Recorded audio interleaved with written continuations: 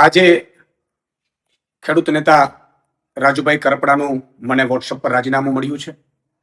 મારે વાતથી નથી, પરંતુ એટલું ચોક્કસ કહીશ કે રાજુ કરપડાએ હળદરથી લઈ અને જે મુદ્દાઓ ખેડૂતોને ઉઠાવ્યા, હળદરમાં એક ખેડૂતોને ઉમ્મીદ પણ જાગી. રાજુ કરપડા, પ્રવીણ રામ અને 86 જેટલા લોકો ઉપર ભાજપે અત્યાચાર કર્યો, ભાજપે ખોટા કેસો કર્યા, ભાજપે ડરાવવાની કોશિશ કરી, ભાજપે ખેડૂતો ઉપર પણ માર માર્યો. અને ત્યાર પછી પણ આ ખેડૂતોમાં અને ખેડૂત નેતાઓમાં જોમ અને જુસ્સો રહ્યો. એમણે ખૂબ મહેનત કરી છે ખેડૂતોને લઈને. કઈ મજબૂરી હશે એ જે મારે જાણી નથી શકાયું, પરંતુ એટલું ચોક્કસ કહીશ કે એમણે ખેડૂતો માટે અને ખેડૂતો માટે વ્યવસ્થિત ભાવ મળે, ભાજપ જે અત્યાચાર કરે છે, ભાજપ જે લૂંટ ચલાવે છે, એપીએમસીમાં લૂંટ ચલાવે છે, એને લઈને એમણે ખૂબ આંદોલનો કર્યા, મહેનત કરી. અને એટલે ખેડૂતો અને આમ આદમી પાર્ટી હંમેશા રાજુભાઈને ખૂબ સમર્થન પણ રહ્યું, ખેડૂતોનું પણ સમર્થન રહ્યું.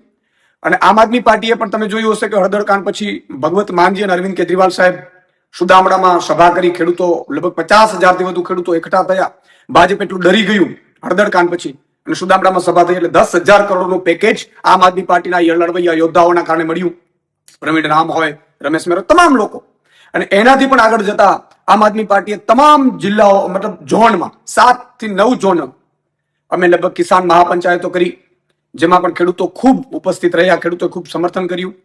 અને આ નેતાઓ અને ખેડૂતોના સમર્થનમાં અમે સાઇન કેમ્પેન ચલાવ્યું અને 13,000 ગામોમાં નાની મોટી મિટિંગો કરી, ખેડૂત પંચાયત કરી, ન્યાય પંચાયત, અને લગભગ 80,000થી વધુ ખેડૂતોના આપણે સાઇન કેમ્પેન લઈ અને સમર્થન મેળવ્યું. અને એ અમારું ડેલિગેશન એ ત્યાં ગયું, મુખ્યમંત્રીશ્રીને માનીને મળ્યા.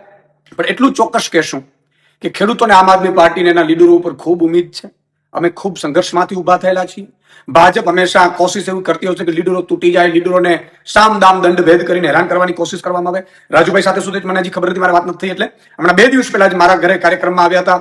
મેં લગભગ તમામ ખેડૂતો અને ખેડૂત નેતાઓનું અહીંયા 10-12 હજાર લોકોની વચ્ચે સન્માન પણ કર્યું હતું. યોદ્ધાઓનું, ખેડૂતો પણ ઉપસ્થિત રહ્યા હતા. અને ખેડૂતોને પણ ખૂબ મોટી ઉમ્મીદ છે આમ આદમી પાર્ટીના એના નેતાઓ ઉપર, એના સંઘર્ષ ઉપર.